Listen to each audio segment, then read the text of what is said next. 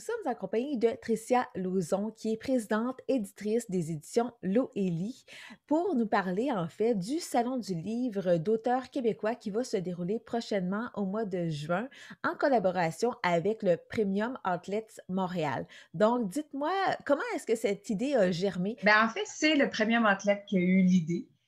Ils sont venus me chercher parce qu'ils m'avaient vu à d'autres occasions, à d'autres endroits où je vendais des livres.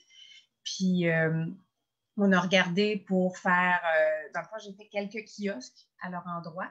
Et la directrice du télémarketing m'a demandé si je serais intéressée à faire un petit salon du livre. C'est plus comme un marché du livre. On ne sera pas aussi nombreux, là, on s'entend que dans un grand salon du livre.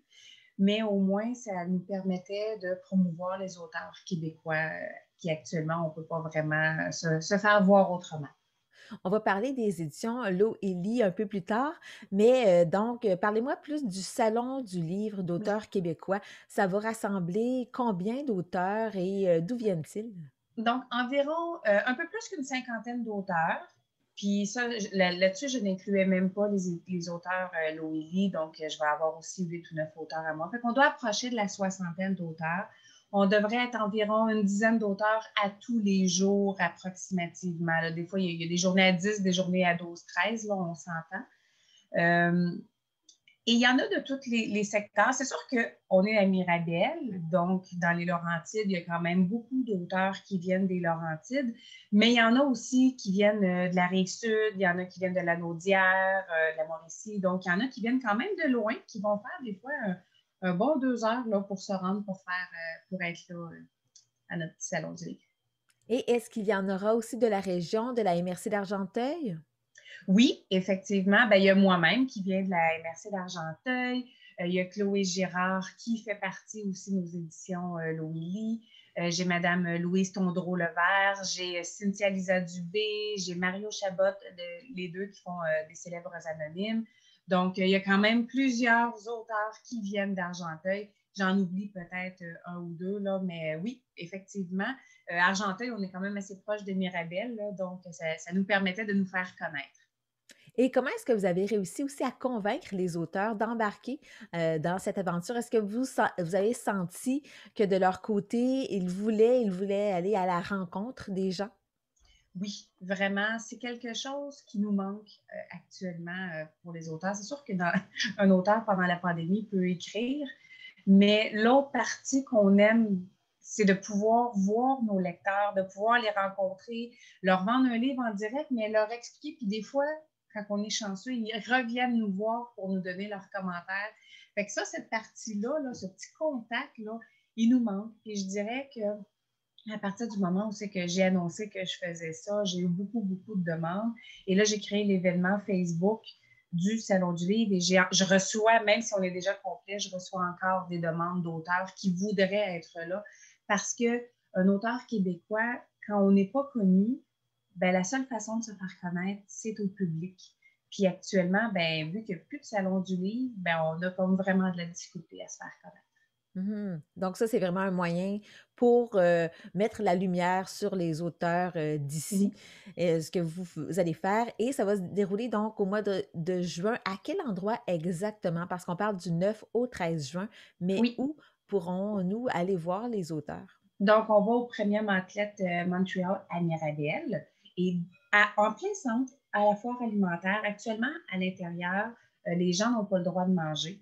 Donc, les petits restaurants sont quand même ouverts, mais les gens vont prendre les choses et vont sortir. Donc, il n'y a aucune table à l'intérieur. Donc, tout le grand espace de la foire alimentaire, c'est sûr qu'on va essayer comme d'être comme regroupés, mais en même temps, on va prendre vraiment beaucoup d'espace. Chacune des tables va avoir plus que 2 mètres de distance entre chacune d'elles parce qu'on veut vraiment être sûr là, de suivre les règles sanitaires qui ont été imposées au athlète. Fait qu'on suit les règles que le athlète, lui, a reçues.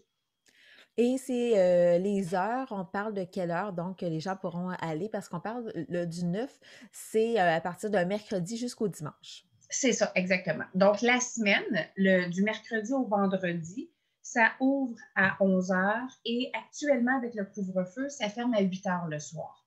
Donc, moi, à 4 heures, il y a comme un changement d'auteur, dans le fond, qui va être présent. Fait qu'il y en a qui restent jusqu'à 4 heures, d'autres qui arrivent à 4 heures et d'autres qui restent. Fait que c'est vraiment de 11h à 8h le soir. Si le couvre-feu finit par s'enlever complètement, on va pouvoir rester jusqu'à 9h. Le samedi, le samedi et le dimanche, dans le fond, c'est de 10h à 5h.